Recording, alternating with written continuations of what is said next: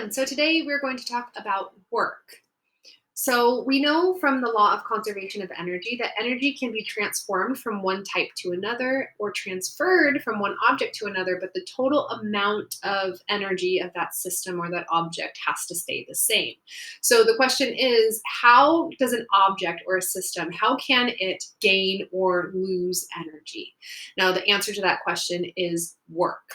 So work is the only way that energy can be transferred to or from an object. So the definition of work is energy transferred to or from an object by means of a force acting on the object. If we have positive work done on an object, energy is being transferred to the object is gaining energy. If we have negative work done on an object, energy is being transferred from the object, so the object is losing energy. Now let's derive an equation for work. Work is how we gain or lose energy. So the way that we derive this equation is through looking at some type of change of kinetic energy here. So we're going to start with this kinematics equation. We have final velocity squared equals initial velocity squared plus 2 times acceleration times delta x. Now we know Newton's second law says force is equal to mass times acceleration. If I solve this equation for acceleration, I get acceleration is equal to force divided by mass. I then can plug this in here for acceleration. So I end up getting final velocity squared equals initial velocity squared plus 2 times the force times displacement divided by mass. Now what I'm going to do here, I'm going to do 2 steps in one, subtract initial velocity squared from both sides, and then I'm also going to multiply everything through by mass to get rid of that mass on the denominator there. So what we get there is mass times velocity final squared minus mass times velocity initial squared equals 2 times force times displacement. And we can see that we're getting somewhere here because that mass times velocity squared looks very, very familiar. So what we can do here now is we can divide everything by 2.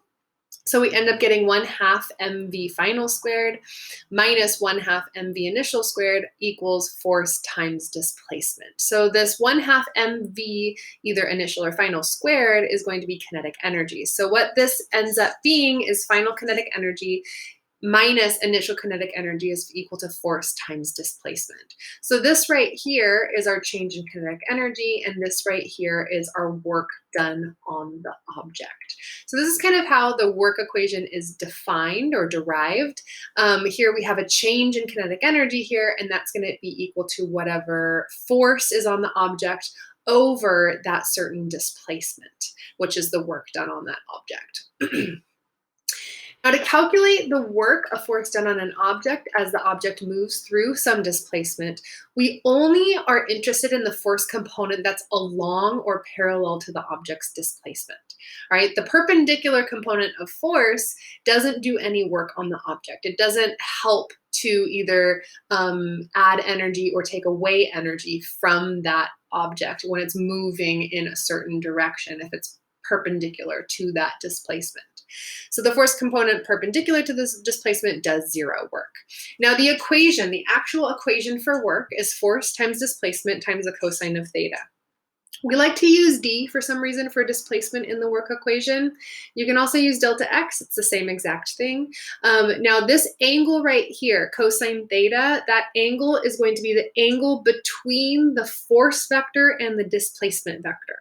And that is very, very important. We'll do some examples, but just remember the angle is the angle between the force vector and the displacement vector.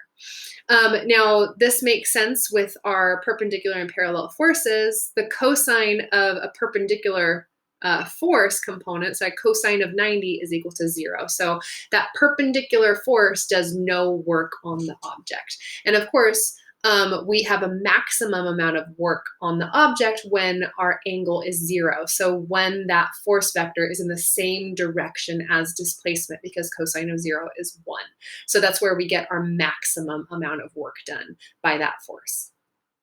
Now we can also write this equation as work is equal to F dot D. That's what we call that right there, dot.